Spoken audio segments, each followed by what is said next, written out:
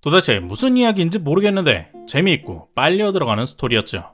매그놀리아, 데어 윌 비 블러드의 폴 토마스 앤더슨 감독이 연출한 작품 중 가장 대중적이라 평가받는 영화입니다. 레오나르도 디카프리오를 캐스팅하면서 막대한 제작비까지 투자받은 액션 영화인데요.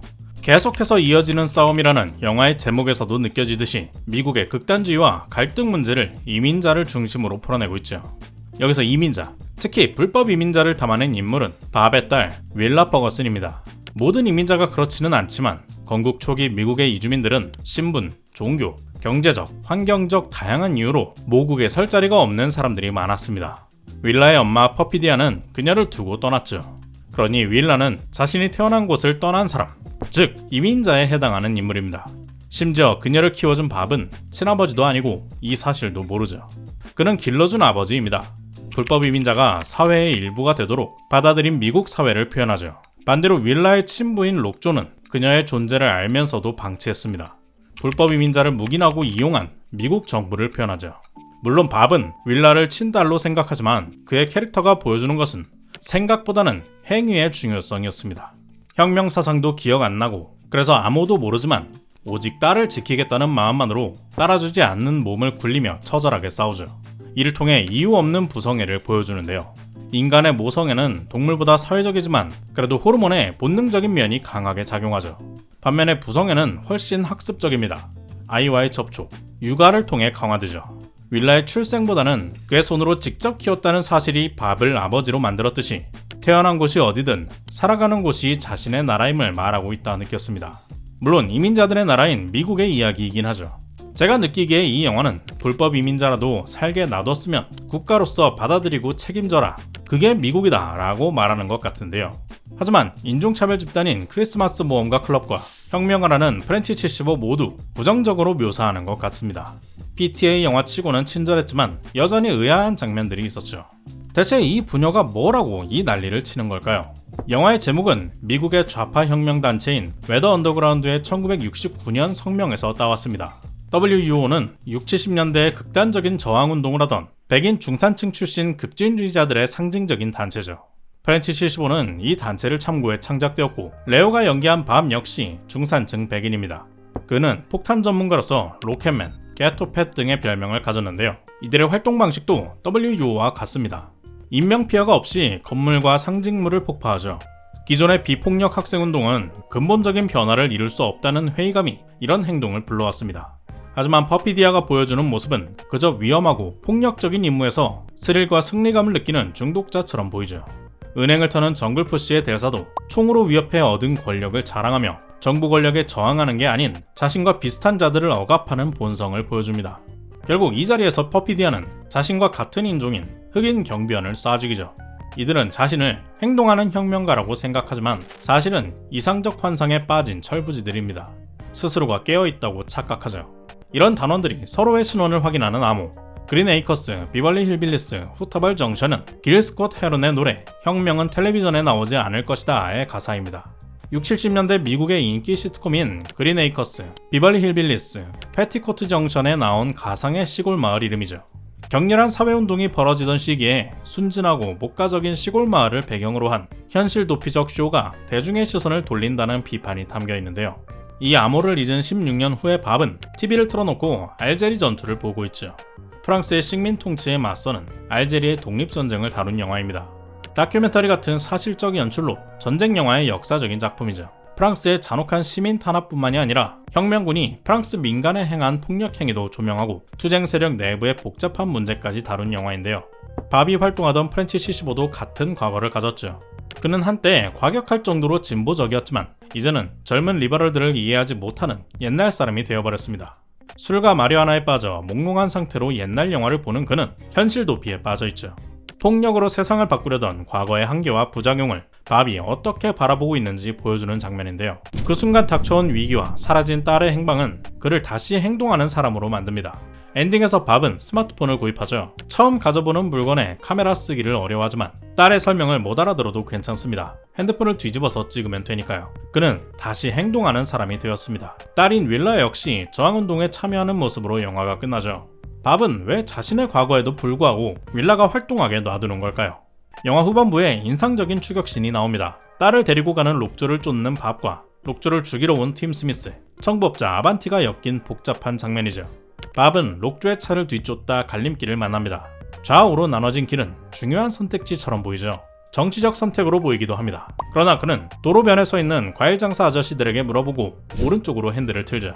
맞는 방향을 선택했으나 윌라는 이미 청부업자 아반티의 차에 타 있고 그는 이 사실을 모른 채 스쳐 지나갑니다. 팀 스미스는 파랑 스포츠카를 타고 그보다 앞서 달려가 록조에게 총을 쏘는데요. 추격 끝에 밥이 발견한 것은 총을 맞은 록조의 사고 현장이죠. 이제 사라진 딸을 찾기 위해 좀 전에 스쳐간 파란 차를 뒤쫓습니다. 파란 차에는 윌라가 타고 있지 않으니 헛다리를 짚었지만 우연히도 딸과 같은 방향을 향하게 되죠. 추격전이 한창이 되자 좌우의 방향은 사라집니다. 앞뒤를 번갈아가며 상대를 쫓을 뿐이죠. 이 싸움은 이념의 방향이 아니라 각자의 목적을 쫓는 개인적 전투임을 보여주는데요. 록조는 같은 편이라 생각했던 스미스에게 공격당하고 윌라는 그저 같은 방향일 뿐이던 그를 추격자로 오해합니다. 스미스는 영문도 모른 채 죽었죠. 심지어 마지막에는 아빠인 밥이 나타났는데도 그가 친부가 아니라는 사실과 혼란스러운 싸움의 연속에서 패닉에 빠져 그에게 총을 겨눈 채 누구냐고 묻죠. 이 추격신은 원래 대본에 없었습니다. 감독이 자동차 로케이션 중에 발견한 굴곡진 도로에서 영감을 얻었다고 하는데요. 이미 지나온 길의 굴곡이 나아갈 방향의 시야를 막습니다. 지평선이 사라지는 어지러운 주행은 나아갈수록 기준점을 잃어버리는 인생을 보여주죠. 앤더슨 감독은 인터뷰에서 질문받은 1988년작 허공의 질주와의 유사성에 대해서 인정했습니다. 허공의 질주는 젊은 시절의 반전운동으로 FBI에 쫓기며 도피 생활을 이어가는 가족에 대한 이야기인데요. 어렸을 때 행하고 믿었던 것들이 평생 우리를 괴롭힐 수 있다라는 점이 닮아있다고 대답했죠. 밥이 과거의 활동으로 인해서 힘든 도피 생활을 한 것은 맞지만 그의 젊은 시절이 마냥 부정적으로 보이지는 않습니다. 혁명군으로 활동하던 때에는 옳다고 믿는 것을 위해서 행동했고 윌라가 태어난 후에는 딸을 위해서 살아왔죠. 마지막 순간에 윌라가 밥을 믿은 이유는 그가 16년간 보여준 아빠로서의 헌신과 사랑이 담긴 행동 때문이었을 겁니다. 사실상 영화의 러닝타임 내내 록조가 들이닥친 순간부터 엔딩에 이르기까지 밥은 아무것도 해낸 게 없죠. 아무도 모르고 경찰에 체포되고 저격도 실패하며 추격도 못합니다. 만약 그가 없었더라도 윌라의 스토리는 변함이 없었죠. 그는 과거의 행적으로부터 쫓겼지만 지난날의 업적이 쌓여 구원받았습니다. 딸에게 철저히 교육시킨 암호와 활동기에 쌓은 명성이 그녀를 지켰죠. 오히려 이 위기를 만들어낸 건 적과 외도를 저지르고 규칙에 어긋나는 살인을 한 뒤 붙잡혀 조직을 배신한 퍼피디아입니다. 두 사람은 같은 사상을 바탕으로 같은 조직에서 활동한 부부지만 행동과 결과는 딴판이죠. 무엇이 결정적인 차이였을까요? 퍼피디아는 록조와 닮았습니다. 대의와 명분을 내세우고 있지만 속에는 다른 욕망이 자리잡은 이기적인 사람들이죠. 크리스마스 모험가 클럽은 원작 소설 바인랜드에도 없는 새로운 설정입니다. 가상의 미국을 배경으로 하는 가상의 조직이죠. 성 니콜라스를 숭배하는 백인 우월주의 집단이지만 그 본질은 자신들의 권력을 유지하는 것입니다. 이민자나 다른 인종을 미국에서 쫓아낼 생각은 없죠. 록조가 윌라를 찾기 위한 핑계로 습격하는 치킨 리킹 프로즌 공장도 클럽 회원의 소유입니다. 그는 자신의 공장에 빨리 불법 이민자 직원들이 복귀하길 원하죠. 미국이라는 나라가 돌아가기 위해서는 자신들을 위해 힘들고 더러운 일을 대신해줄 노예 같은 존재들이 필요하니까요. 그래서 록조는 흑인 여자를 좋아하고 은근한 동성애 성향까지 보이지만 그런 것과 상관없이 클럽에 들어가려 합니다. 부와 권력이 보장되기 때문이죠.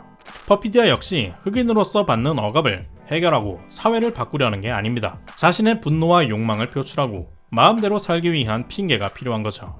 두 인물은 영화에서 이상이란 극우나 극좌 모두에게 있어서 실체 없는 핑계임을 보여줍니다. 실제로 영향을 주고 남는 것은 오직 행동뿐이죠. 마찬가지로 밥은 델토로가 연기한 세르지오 센세와 비슷한 사람입니다. 세르지오가 밥을 포함해 수많은 사람을 능숙하고 체계적으로 돕는 것과 다르게 밥은 실제로는 아무도 돕지 못하고 우왕좌왕하고 있지만 타인을 위해 행동한다는 공통점이 있죠. 이 영화에 스페인어 대사가 매우 많지만 자막이 나오지 않는 것도 그래서라고 생각합니다. 갈림길에서 방향을 묻는 밥이나 사람들을 리드하는 세르지오의 말을 알아듣지 못해도 그 의도를 알아챌 수 있으니까요. 록조가 소속된 MKU는 이민자 단속국입니다. 맨카인드 유나이티드, 인류연합이라는 모순된 이름이죠. 최근 말이 많은 이민세관 단속국 ICE를 묘사하고 있는데요.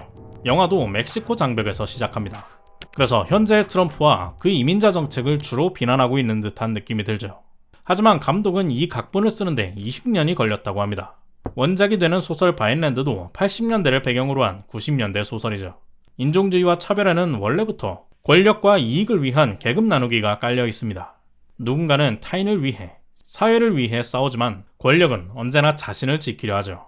끝나지 않는 싸움이란 건 결국 사상이나 신념의 문제가 아니라 돈과 권력의 싸움이 아닌가 생각한 저는 영상입니다. 여러분의 생각은 어떤가요? 댓글로 남겨주세요. 구독과 좋아요는 큰 힘이 됩니다. 오늘도 긴 영상 시청해주신 여러분 고맙습니다. Check the mic and make sure it sound right, boys.